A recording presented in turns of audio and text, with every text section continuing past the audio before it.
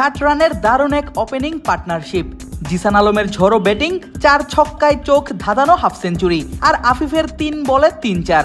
প্রথম ম্যাচে পাকিস্তানের বিপক্ষে ব্যাটিং কলাপসের পর দ্বিতীয় ম্যাচেই দুর্দান্ত কামব্যাক বাংলাদেশ এ দলের ব্যাটারদের। টপ এন্ড টি-20তে দ্বিতীয় ম্যাচে নেপালকে দিল বড় রানের টার্গেট। হলো চ্যালেঞ্জিং এক সংগ্রহ। টসে জিতে আগে ব্যাট করার সিদ্ধান্ত নেন নুরুল হাসান সোহান, আর ওপেনিংয়ে নামেন 2 ওপেনার নাইম শেখ এবং জিসান আলম।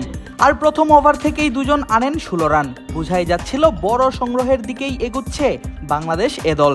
সেই ধারণা আরও পাকাপোক্ত হয় পাওয়ার প্লে শেষে।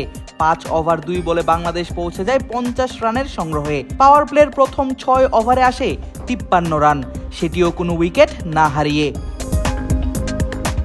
চলো উড়াই খুশি তুলে নিয়ে হাতে, চিয়ার আপ, চলো উড়াই খুশি।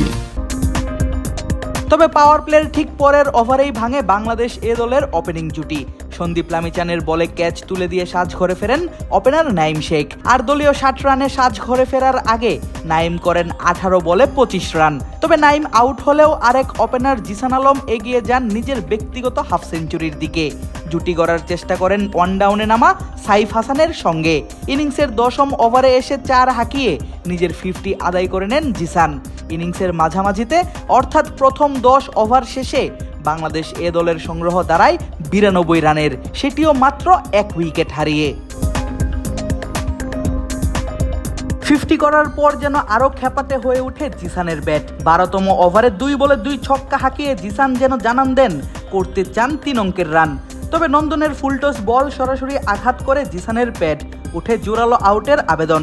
আম্পায়ারও হাত তুলে জানিয়ে দেন নিজের সিদ্ধান্ত, আর এতে 73 রানে থামে জিসান আলমের চোখ ধাঁধানো ইনিংস। আউট হবার আগে জিসান হাঁকান 4-4-এর পাশাপাশি 5 ছক্কা, ব্যাট চালান প্রায় 160 স্ট্রাইক রেটে। এরপর ব্যাট হাতে আফিফ নেমেই প্রথম 3 বলেই হাঁকান 3 বাউন্ডারি। যদিও 14তম ওভারে ভুল বুঝাবুঝিতে 11 বলে 11 রান করে ফেরেন সাইফ হাসান। তবে নিজের কাজটা চালু রাখেন আফিফ। আনঅর্থোডক্স শটে হাঁকাতে থাকেন একের পর এক বাউন্ডারি। জুটি গড়ার চেষ্টা করেন অধিনায়ক সোহানকে সঙ্গে নিয়ে। তবে 11 বলে 5 রান করা সোহান ক্যাচ তুলে দিয়ে ফেরেন কারানের বলে। 16 ওভার 5 বলে বাংলাদেশ স্পর্শ করে 150 রানের মাইলফলক। আফিফ অঙ্কন মিলে চেষ্টা করেন টার্গেট আরও লম্বা করতে। তবে 200 রানের সংগ্রহের কিছুটা আশা ওপেনাররা দেখিয়ে গেলেও তার হয়ে ওঠেনি ইনিংস শেষে। আদিব আশরাফ, ক্রিক ফ্রেঞ্জি।